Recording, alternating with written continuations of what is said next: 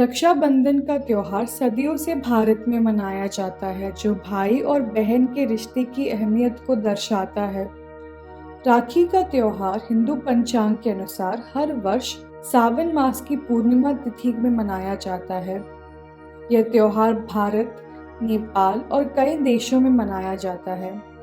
आइए जानें इस त्योहार के पीछे की विभिन्न कहानियों को। महाभारत में कृष्ण और शिशुपाल भाई थे, क्योंकि शिशुपाल की मां रानी चेदी भगवान कृष्ण के पिता वासुदेव की बहन थी। जब शिशुपाल का जन्म हुआ तो एक आकाशवाणी हुई थी कि यदि भविष्य में शिशुपाल किसी भी प्रकार का पाप करेगा तो श्री कृष्ण के हाथों उसकी मृत्यु हो जाएगी।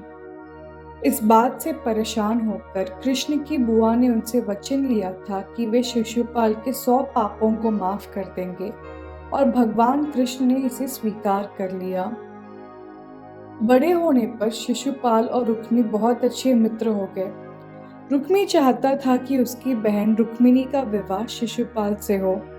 रुक्मिणी इसके बिल्कुल खिलाफ थी, क्योंकि वे कृष्ण से प्रेम करती थी और उनसे शादी करना चाहती थी। भगवान कृष्ण ने रुक्मिणी की सहमति से उनका अपहरण कर उनसे विवाह किया। ना तो रुक्मी और ना ही शिशुपाल ये रोकने में सक्षम थे। शिशुपाल पहले से ही श्री कृष्ण को नापसंद करता था, और इस घटना के बाद कृष्ण के प्रति उसकी नफरत और भी बढ़ गई।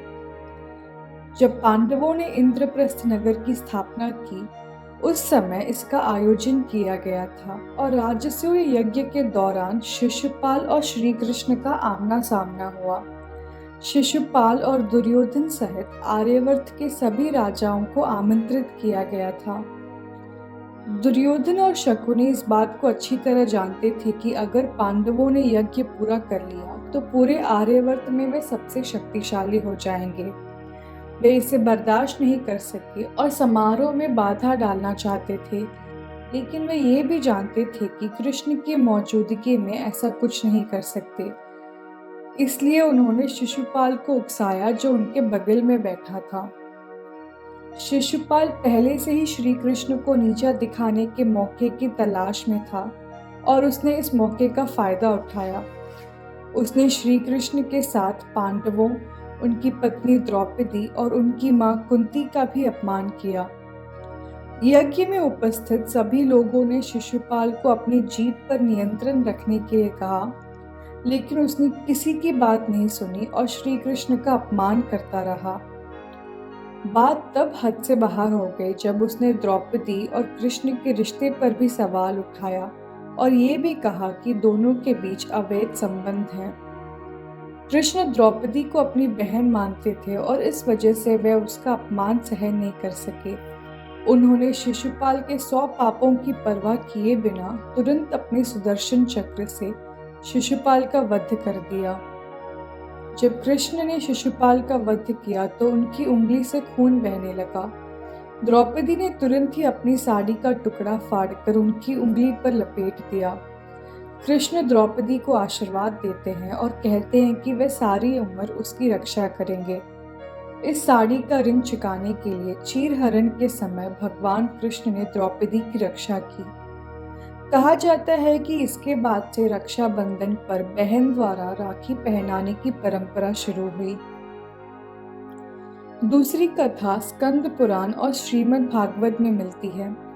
कथा के अनुसार भगवान विष्णु वामन अवतार में असुर राजा बलि के द्वार पर भिक्षा मांगने पहुंचे। राजा बलि बहुत बड़े दानवीर थे। भगवान ने भिक्षा के रूप में बलि से 3 पग की भूमि मांग ली। बलि ने तुरंत हाँ कर दिया, लेकिन इसके बाद वामन अपने आकार को बढ़ाते गए। उन्होंने एक पैर से पूरी धरती नाप ली और दूसरे से आकाश को। तीसरा पग नापने के लिए ब्रह्मांड में कुछ बचा ही नहीं। तब बलि खुद को भगवान विष्णु को समर्पित कर उन्हें अपना तीसरा पग अपने सिर पर रखने के लिए कहा। असुर राजा की भक्ति से प्रसन्न होकर भगवान विष्णु ने उसे वर मांगने को कहा। बलि ने भगवान विष्णु को महल में उनके साथ रहने के लिए कहा। भगवान ने अनुरोध स्वीकार कर लिया और राक्षस राजा के साथ रहने लगे। ऐसे में देवी लक्ष्मी इस चीज़ से परेशान होने लगी क्योंकि भगवान विष्णु अब वैकुंठ पर नहीं रहते थे। इसलिए उन्होंने राक्षस राजा बलि की कलाई पर राखी बांधी और उन्हें अपना भाई बनाया। वापसी उपहार के बारे में पूछने पर देवी लक्ष्मी ने बलि से अपने पति भगवान विष्णु को वैकुंठ लौटने की अनुमति देने के लिए कहा। बलि ने अनुरोध स्वीकार कर लिया और भगवान विष्णु अपनी पत्नी देवी लक्ष्मी के साथ अपने स्थान वापस लौट आए।